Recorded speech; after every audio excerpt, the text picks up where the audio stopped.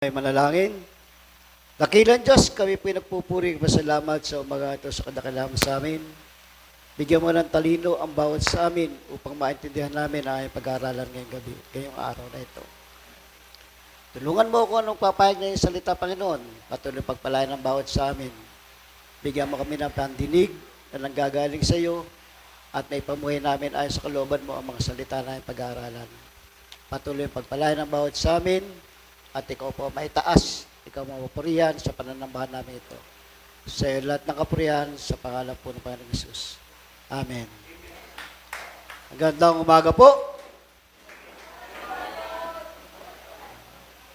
Okay, buhay na po ba tayo ngayong araw na ito? Ikalawang linggo po ng February sa buwang ito. Malapit na po yung sinasabing Valentine's Day. Ang Valentine's Day po ay para sa mga babaeng mababait. At doon naman po sa mga babaeng laging galit, ay antayin po ninyo ang araw ng kagitingan. Dahil doon po kayo nararapat sa araw ng kagitingan. Joke lang po yun, joke lang. Salamat po mga kapatid sa umagang ito at alam ko na mag-aaral tayo ng salita ng Diyos. Patuloy po bigyan natin ng puwang ang Diyos sa buhay natin pagkat ang ating pag-aaralan ngayon ay himala. Wow. Sabi po ni Nora Honor, sino po nakakakilala kay Nora Honor? Parang, ayun, parang si Pastor Bebot, hindi niya inabuta si Nora Honor eh. Sabi ni Nora Honor, walang himala. Tama po ba yun? Walang himala, wala. Sabi ni Nor. Pero titingnan po natin kung meron nga ba talang himala. Ano? Kasi nga, sa Biblia, punong-puno ng maraming himala at tayong mababasa, tama po ba? Parang tatatlo ata nakabasa. Tama po ba mga kapatid? Yan, marami pong himala.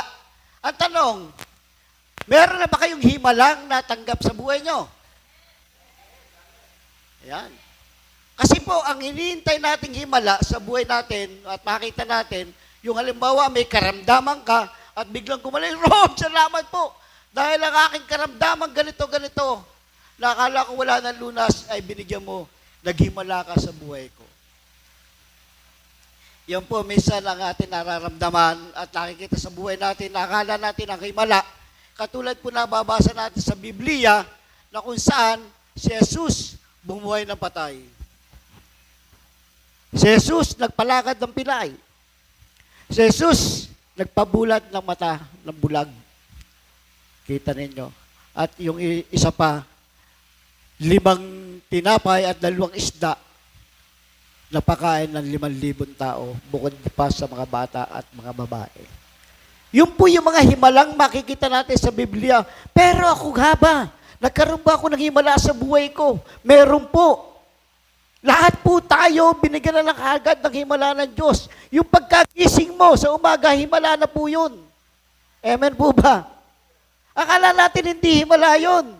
Ang alam nating himala, yung mga bagay na nakikita natin, nagpapagaling na may sakit, na ganito, talaga bumubuhay ng patay. Yun yung mga himalang ating iniisip. Pero hindi po natin alam na pag ikaw ay nagising sa umaga, mayroon ka ng himala galing sa Diyos. Kasi, kita nyo, yung iba hindi na nagigising. Natutulog lang, pagising patay na. Ay, di pala. Pagising patay na. Kita nyo ha, mga kapatid, yung ikaw ba'y kumakain sa araw-araw, tsaka natanggap mo si Kristo bilang Panginoon mo tagapagligtas, himala na sa buhay mo yan yung iba. Kailan man hindi nila nakikilala si Jesus sa kanilang buhay, sapagkat walang himala, natanggap sila sa buhay natin. Ano nga ba ang himala? Mayroon po akong ginugil, ano ba talaga ang kahulugan ng himala? Sabi, ang himala o milagro, galing po ito sa Kastila, salitang Kastila. May mga pangyayari na lumalabag sa pangkaraniwang mga batas ng kalikasan ang mga himala ay paniniwalaan ng mga maraming Kristiyano o maraming tao na ang palatanda ay kapangyarihan na nanggagaling sa Diyos sa iba't ibang katiyakan mula sa sinumang sa panahon hanggang sa ngayon. Yan daw po yung himala. Galing po sa salitang milagro na kung saan Kastila po nanggaling ito. Ito ba isang batas ng kalikasan na dapat natin makita, mga kapatid, sa buhay natin? Yung text po natin kanina binasa, sinabi ni Jesus, sinabi ni Jesus, pupuntahan ko siya pagagalingin, sabi niya ng senturyon. Ngunit sumagot sa kanya opisyal, Ginoo, hindi po ako nararapat na puntahan pa ninyo sa aking bahay. Sabihin lamang ninyo po, nagagaling na ang aking katulong. Namangha si Jesus sa marami na marinig ito at sinabi niya sa mga taong susunod sa kanya, tandaan ninyo, hindi pa ako nakakakita ng ganitong kalaking pananampalataya sa buong Israel, sabi niya. At sinabi ni Jesus sa opisyal, umuwi ka na, mangyayari ang iniling mo ayon sa iyong pananampalataya. Sa oras ding yon, gumaling ang katulong ng kapitan. Kita nyo? Sabi ni Jesus, hindi pa ako nakakita ng ganitong kalaking pananampalataya. Na sinabi nung senturyon, Jesus, kahit hindi ka na pumunta sa aming tahanan, sabihin mo lang na gagaling ang aking katulong, gagaling na siya. Minsan ba sinasabi natin sa buhay natin, Lord, alam ko gagaling ang katulong ko. Gagaling ang isang tao na pinagpe-pray ko. Sabi nga doon, sa Diyos ba'y gumagawa rin ng mga himala sa pamagitan ni Jesus? Oo. Ang Diyos ay gumagawa ng himala sa pamagitan ni Jesus. Sabi nga, ang pangunahing business ng Diyos ay magkaroon ng kaligtasan ng kaluluwa ng tao. Ang kanyang hobby ay gumawa ng himala. Ito, ang hobby daw ng Diyos ay gumawa ng himala upang makita ng tao kung ano ang nararapat at makikita nila ang pananampalataya niya ay tama. Kasi ang tao naghahanap ng himala upang paniwalaan ng Diyos, upang sampalatayan ng Diyos, gumagawa ang Diyos ng himala. Kasi ang tao, hanggat walang nakikitang himala to cease to believe, kahit hanggang sa panahon natin ngayon, yun ang ating tinitingnan sa buhay natin. Dapat makita ko yung himala nangyayari sa buhay ko. To cease to believe, sabi nga noon. Napakagandang hobby nito ginagawa ng Diyos sa atin. Ang problema, paano natin makukuha ang pabor ng Diyos? Kasi yung panahon ni Isaiah, pati ng kanyang pamilya noon, magulo at saka maraming kasalanan ginawa. Kaya sinabi ni Isaiah, kawawa ako sapagkat ako isang makasalanan. Sabi niya noon. At mula sa isang lahing makasalanan. Kita nyo, ano nangyari? Ang kapangyarihan ng kababaan loob na binigay ni Isaiah. Nagpakumbaba siya sa Diyos. Kahit ang kanyang panahon, ng panahon noon, ng kanyang mga lahi ay puro makasalanan. Pero siya ay nagbigay loob sa Diyos. Binigay niya yung kalooban niya sa Diyos at sinabi niya, Lord, ako isang makasalanan, patawarin mo ako. Sa panahon natin, ganun din dapat tayo eh. Dapat ganun din tayo, no, mga kapatid. Makikita naman ng Diyos ang puso natin kung tama tayo sa Panginoon. Ang tinitingnan ng Diyos ay ang puso natin. Kung tayo marunong magpakumbaba at marunong tayo sumunod sa Diyos. Amen po ba? Yun po ang dapat natin makita, mga kapatid. Hindi ko mo Kristiyano na tayo, okay na eh. Hindi eh. Dapat mayroon tayong humble humility. Yung maging humble tayo sa buhay natin bilang isang Kristiyano. Ano? Sabi nga, yung power of humility dapat makita sa buhay natin. Yung pagiging isang tao mo, maging isa kang humble sa buhay mo. Hindi nagiging mayabang ka, akala mo kung sino ka na, alam mo naman lahat, hindi naman. Maraming ganun tao. Pero hindi po yun ang gusto ng Diyos. Ang gusto ng Diyos, layuan natin ang mga masamang bagay na ginagawa dito sa mundong ito. Maging totoo tayo sa harapan ng Diyos. At sabi sa Lucas 5, na atig ng gano'n na lamang ang puso ni Jesus Ayon sa simula ng malapit na nilang ugnayan, nang sabi ng kapitan kay Jesus, Ginoo, hindi po ako karapat-dapat na puntahan ninyo ang aking bahay. Sabi nung pinuno, sabi niya, Ginoo, hindi po ako karapat-dapat na puntahan ninyo ang aking bahay. Naantig naman ang puso ni Jesus. Kita nyo, naantig ang puso ng Diyos. Mga kapatid, kung tayo magpapakumbaba at makikita ng Diyos kung meron tayong tamang pananampalataya. Yun po ang dapat nating gawin. Ang kapangyarihan ng kababaan loob. Huwag tayo magmamalaki sa buhay natin, mga kapatid. Bigyan natin ng puwang ang Diyos sa buhay natin. At sabi nga nun, tinanggap ng kapitan ang kanyang kahilingan dahil nakita ng Diyos yung pananampalataya niya na may makababaan loob. Kaya tandaan natin, mga kapatid, sa buhay natin, kailangan makita, sabi nga sa Kawikaan 3:31, ang palaloy kanyang kinasusuklaman, ngunit kinalulugran niya ang mababang kalooban. Ulitin ko po.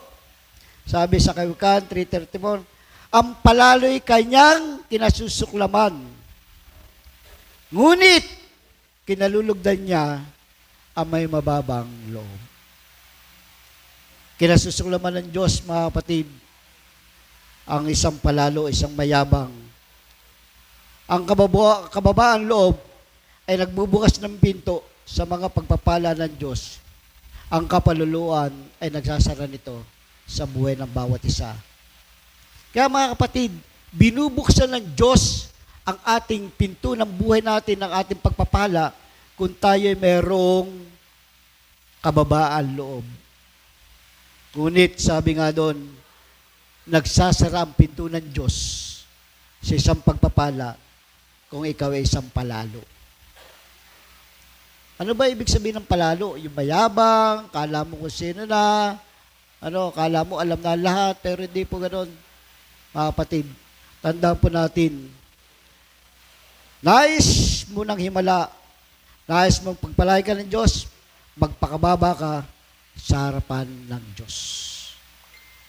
Iyan po ang kailangan. Mabilis lang po tayo. Dahil kanina po, bago ako pumunta dito sa pulpito, nag-CR po ako. Hindi ko po alam kung ano yung nakakain ko kanina eh. Medyo yung aking tiyan ay kumukurokok.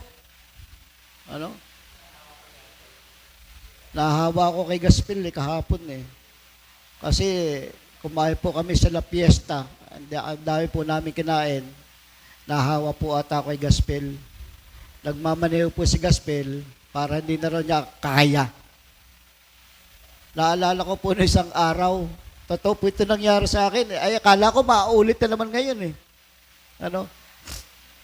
Napakahirap po na yung akin tiyan ay lumukurokok. Pero hindi po yun ang ating pag-uusapan, mga kapatid ha. Intermission lang po yun. Kasi masyado kayong inaantok na eh.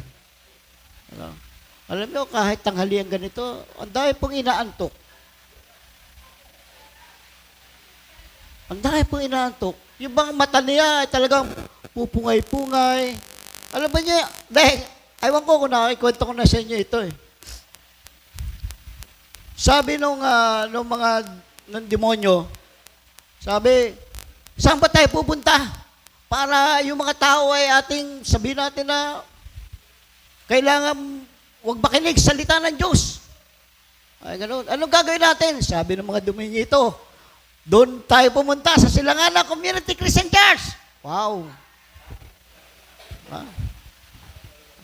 Sabi ng mga demonyo ito, maliliit yun eh, mga demonyo ito eh. Doon tayo sa Silanganan Community Christian Church. Swerte yung mga tao doon, lagi naka-cellphone. At pag nagsa-cellphone ganyan, mamaya inaantok na yung mga yan. Sigurado yun. Hawak ninyo ang cellphone kayo, hindi naman kayo nakikinig ng salita ng Diyos eh. Tama po ba? Hawak nyo ang salita, ang cellphone ninyo, pero hindi naman kayo nakikinig ng salita ng Diyos. ang pinakikinggan nyo, yung kaibigan ninyo, tinachat nyo, tama po ba? O yan, yung mga kabataan yan, o kanina pa yan eh. Hawak-hawak eh, kahit yung matatanda, ganun din. Kaya sabi na, silanganan tayo! Doon tayo pumunta. Balabugin natin ang mga tao doon. Ang gawin natin, pumunta ka din sa dalawa. Sabi mo, nagse-cellphone, nagkukwentuhan. At sabi naman ng isa, doon ako pupunta sa mga mahilig matulog. Sabi pa, paano mo papatulog yung mga yan? Wakong bala dyan. Sabi ng demonyito, ang ginawa ng demonyito, pumunta doon sa isang tao, nag-alimbitin doon sa pilikmata. Talagang, nag-alimbitin isang ganun, oh. Tawa-tawa, nagsuswing. Kaya mamaya-maya, yung taong yun, mamaya tulog na. Dahil bakit? Yung mata niya, punong-puno ng demonyito na nag-ehele-hele sa kanya. Kung tingnan niyo yung mata, baka may demonyito dyan. Baka tulog na kayo eh. At yung mga cellphone ninyo ay puro... At yung habang kayo nagsa-cellphone, kumakain pa kayo. Ha?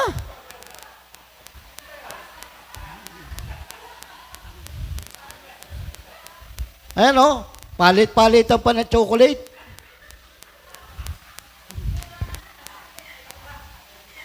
Ayan o. Mga kapatid, hindi nyo matatanggap ang himala ng Diyos kung kayo sa loob ng church natutulog, nagse-cellphone at kumakain. Totoo yun. Walang himala na kayo matatanggap sa Diyos. Aba, ay haba kayo nakikinig kay pastor eh. Kumakain naman kayo eh. Mga kapatid, tanong ha, pupunta ka sa church para tingnan mo at makasalumuha mo dito ang hari ng mga hari. Diyos ng mga Diyos. Pero anong ginagawa natin? Binabaliwala natin ang Diyos na pinupunta natin sa church na nambahan natin kung ganyan ang ating attitude, mga kapatid. Baguhin na natin. 2025 na ngayon. Valentine's na sa next week. Ang dami ng Valentine's na dumating sa buhay ninyo na hanggang ngayon, ganun pa rin tayo. Diba? Ang dami na lumipas sa buhay natin. May pagbabago ba tayo? May himala ba tayo natanggap sa Diyos? Ang alam nating himala, basta tayo may pera at kumakain, himala na yun. Tama po yun, walang problema doon. Pero dapat natin makita, mga kapatid, na ang Diyos na ating pinapalantayanan ay Diyos ng mga Diyos, hari ng mga hari. At kung babaliwalay natin ngayong oras na ito, mabuti pa, lumabas na lang tayo. Di po ako galit, ha? Ang tagal ko na po dapat sinasabi ito sa bawat sa atin, pero binabaliwala natin ng Diyos. Titingnan po natin ngayong araw na ito, oras na ito, at ang hawak mo pa rin cellphone na tayo pa itabi sa bulsa, ay bahala ka na. Dahil ang Diyos ay hindi natutuwa sa bawat isa. Pangatlo po, ang kapangyarihan ng pagsunod.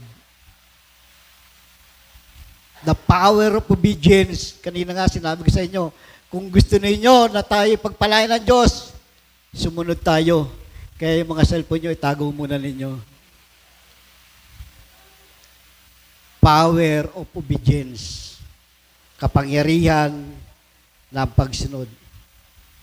Sinukat ng pananampalataya sa ating pagsunod. Ang pagsunod ang susi ng pagbubuhos ng pagpapala ng Diyos sa bawat isa sa atin. Kaya kung hindi ka tunay na sumusunod sa Diyos, wala kang pagpapala matatanggap. Siguro, Lord, Pastor, may natatanggap naman ako. Tama, may natatanggap ka. Di ka naman pwedeng pakainin ng Diyos eh. Pero yung gusto mong mangyari sa buhay mo, hindi mo matatanggap, mga kapatid. Habang ikaw ay hindi sumusunod sa kagustuhan ng Diyos. Wala po tayong mapapala. Si Abraham na sinabi ng Diyos, Abraham, pumunta ka sa lugar na yon na aking pagdadala sa iyo. Anong ginawa ni Abraham? Tumutol ba siya? Sabi, Lord, ano ba? Ba't mo pupunta? Napakaganda na dito sa lugar ko eh. Napakaganda na. Ang dami ko ng kayamanan. Ang dami ko ng... Hindi ko alam, Lord, na pupuntahan ko. Ano ba yung dadatnan ko doon? Sino ba yung mga taong dadatnan ko doon? Sino ba yung pupuntahan ko doon? Walang sinabi si Abraham na ganun. Basta siya sumunod sa sinabi ng Diyos sa kanya. Kung tayo kaya si Abraham, pag sinabi ng Diyos, Doy, pumunta ka sa lugar na yon. Pupunta ka kaya, Doy? Siguro sabihin mo, Lord, mamaya na, kasi may BIR pa ako bukas eh. Diba? Kasi kailangan ko pumunta muna sa BIR bukas eh. May mga sa sistema sa buhay natin, mga kapatid, na binubulungan ka na ng Diyos, ito ang gawin mo. Pero ang nasusunod, yung iyong kagustuhan. Pumunta sa lugar na yun si Abraham, na walang kakilala, hindi niya alam kung ano yung dadatnan niya yun, pero pinagpala siya ng Diyos. Si David, 12 taon ang kanyang ginugol para siya maging isang hari. Ganon. Si Abraham, 25 years bago niya natanggap ang kanyang anak na si Isaac. Pero, nag-antay sila na mayroong katiyagaan at mayroong pagsunod sa Diyos. Hindi lahat ng mga bagay pag sinabi mo sa Diyos, Lord, gusto ko ito. Pero di ka naman sumusunod sa gusto ng Diyos, useless din ang mangyayari sa atin. Kaya nang ihandog ng Diyos, sabi ng Diyos kay Abraham, ihandog mo sa akin ang iyong anak na si Isaac. Tumutol ba si Abraham? Hindi. Sabi nga ni Isaac, Ama, sino po yung ating ihahandog? Wala po naman tayong dalang ihahandog. Bakit? Maghahandog tayo, wala naman tayo ihahandog. Kasi alam ni Isaac, ay nihandog noon, matupa, gano'n. Pero wala. Ang ginawa ni Abraham, di sa sumunod kay Isaac, tinalian niya yung kanyang anak. At ikaw anak ay ihahandog. Kita nyo? Ihahandog niya si Isaac, tapos nung papatay na niya ganyan, sasaksakan na niya, salitaan Diyos. Nakita ko na Abraham, ang iyong pananampalataya, kaya pagpapalain kita, pati na ang iyong pamilya. Mga kapatid, sa pagsunod natin sa Diyos, doon magkakaroon ng pagpapala sa ating buhay. Yung himalang hinahanap natin, ibibigay sa atin ng Diyos. Kaya pagkalinggo, kung pupunta tayo dito, yung kailangan makita natin na tayo sumusunod sa kagustuhan ng Diyos. Hindi yung kagustuhan ng ating sarili. Hindi yung kagustuhan lagi natin na masusunod. No. Ilang oras lang tayo dito sa loob ng church. Kailangan muna, sundin muna natin ng Diyos. Huwag muna natin sarili. Mamaya ka na lang mag-text. Mamaya ka na lang matulog. Mamaya ka na lang kumain. Pagkatapos nito, pagkatapos naman nito, kakain naman tayo, di ba? Oh. Yung mga kapatid na dapat natin makita. Kaya si Abraham ay naging ama ng maraming bansa. Nang ipakita ng kapitan kay Jesus ang kanyang pananampalataya at pagsunod niya sa Diyos, himala ay ibinigay sa kanya. Pinagaling kaagad ni Jesus ang kanyang katulong. Kita ninyo. Dahil sa pamagitan ng kanyang pananampalataya. Tanda natin na kailangan natin na sumunod sa Diyos kung nais natin ang himala. Nais magpagpalay ka ng Diyos? Ayan. Kung gayon, sumunod ka sa Diyos. Pagpapalain ka ng Diyos. Sinabi ni Jesus sa kapitan, umuwi ka na at mangyayari ang iniling mo ngayon sa iyong pananampalataya. Mamaya kapatid, kung meron kang problema sa inyong tahanan o sa anumang bagay at meron kang tamang pananampalataya, uuwi ka na may kagalakan. Bakit? Sabi mo, Lord, Sa horoscope, meron Gemini. Tama ba yun? Merong Aries. Merong, di ba? Meron pang Ilocano, merong Bicolano. Wala pala yun. Yung ganang mga horoscope. Minsan, titingnan mo pa, bibili ka ng dyaryo, ang unang-unang pupuntahan ng horoscope. Titingnan mo kagad ang horoscope mo. Ano kaya sinasabi ng Diyos sa akin ngayong araw na ito? At sa maghapong ito, o sa Totoo yun, mga kapatid. Huwag na tayong mag-alak wala mga bagay na yan. Dahil hindi po natutuwa ang Diyos sa mga ganang bagay.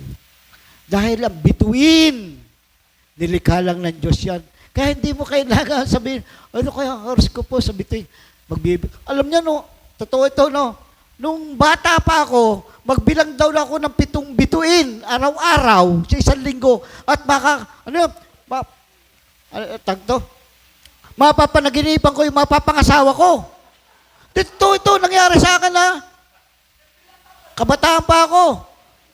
Di araw-araw, 7 bituin. 1, 2, 3, 4, 5, 6, 7. Nabukasan ulit. 1, 2, 3, 4, 5, 6, 7. Ang problema ko, lumigtaw ako na isang araw. Balik uli ako. Nung natapos ko ng 7 araw, kabibilang ko, sabi ko, siguro mapapanaginipan ko ng mga pangasawa ko. Natulog ako, magdamag na tulog, walang lumitaw na mapapangasawa. Naniwala ako sa sinabi sa akin na ang aking mapapangasawa ay makikita ko sa panaginip ko. Hindi pala sa panaginip ko makikita ang aking asawa, kundi sa loob pala ng church ko makikita. Kaya nung hindi na ako nag-pray, ayoko na. Yung mga horoscope na yan. Pero minsan nagbabasa pa rin ako horoscope. Capricorn kasi ako eh. December to January. Tingnan ko, January. Capricorn. Ayoko, sinisiyan nyo yung Capricorn dito. Ang ganda ng horoscope ko. Pagka pangit, ayoko na. Kasi may mga horoscope tayong pangit na sinasabi. Pero pagka maganda, okay sa iyo. Kaya tanda po natin, yung mga bagay na magaganap sa atin kung paniniwalaan natin. Yung paniwala natin, pananampalataya natin, kaya nagkakatotoo yung mga bagay na yan dahil doon sa sinasabi natin. Kung ano yung sinasabi ng bibig mo, yun ang mangyayari sa iyo at sa bawat sa atin. Kaya kung kayo may mga bata na maliliit, mga anak ninyo, mga apo, gano'n, ang tigas ng bata, ang tigas ng ulo. Mangyayari po yun. Lalaki po ang bata na matigas ang ulo. Ay wala naman talagang tao na malambot ang ulo ah. Lahat na may matigas ang ulo ah. Tapos sasabihin mo, ang tamad-tamad mo talaga. Ay talaga magiging tamad yun. Kaya i-reverse po natin. Ay, ang sipag mo. Talaga napakabait ng batang ito. Kahit tamad na tamad, magugas ng pinggan. Sabi mo, oy, ang sipag naman ito, magugas din ng pinggan. Wala ako pinariringgan, mga kapatid. Kahit tanda natin, yung horoscope na yung ganang mga bagay, pag bulay-bulayan natin sa buhay natin, mga kapatid, kung gusto natin ang himala. Kaya't ang Diyos ang may kapangyarihan magsasabi ng magaganap sa buhay natin, hindi ang tao, hindi ang horoscope. Tama po ba? Kaya tayo mayroong Biblia binabasa at mayroon tayo nakikinig sa mga salita ng Diyos. Yun ang ating paniwalaan. Yung sinasabi ng Diyos sa bawat sa atin. Hindi yung sinasabi ng horoscope at ng mga taong nakasalamuhan natin. Gusto mo bang gumawa ng himalaan Diyos sa buhay mo? Ano dapat na gawin? Magpasailalim ka sa kapangyarihan ng Diyos. Pag tayo nagpailalim sa kapangyarihan ng Diyos, yung ginagawa natin pagkalinggo, talagang tama na tayo sa harapan ng Diyos. Yung mga ginagawa natin pagkalinggo, na paselpon-selpon tayo, pakwento-kwento sa tabi natin, at patulog-tulog, mawawala na yan. Dahil nagpapasakop tayo sa kapangyarihan ng Diyos. Dapat manalangin ng taimtim. Magpakumbaba, manalig, at sumunod sa kalooban ng Diyos. Amen ba? Ulitin ko po uli. Kung gusto mong gawa ng himala ang Diyos alang-alang sa iyo, magpailalim ka sa kapangyarihan ng Diyos. Manalangin, ng taimtim, magpakumbaba, manalig, at sumunod sa kanyang kalooban. Amen ba? Next week ba? Iba na ba tayo na Kristiyano? Yung cellphone muna natin ganito. Oh. Baka mamaya sirain ng Diyos yan eh. Sayang naman. Kabibili mo pa lamang, masisira na kagad. Sayang naman. Kaya tanda po natin, ang kapangyarihan ng panalangin, nagbabatay sa ating pananampalataya. At ang pagsunod natin sa Diyos, batay din sa ating pananampalataya. Ang kapangyarihan ng pagsunod, ang dapat natin makita sa buhay natin. At alam ko, na ang himala na hinihingi natin sa Diyos, magaganap sa buhay natin kung tama ang ating pananampalataya at tayo sumusunod sa kalooban ng Diyos. Tayo manalangin. Panginoon, salamat po sa umagang ito sa kadakilaan mo sa amin. Patawarin po kami, Panginoon, sa mga bagay na hindi po nangyayari sa buhay namin na kami sumusunod sa iyo. Alam namin, Panginoon, na pagkalinggo, marami po kaming ginagawa na hindi tama sa loob ng sambahan.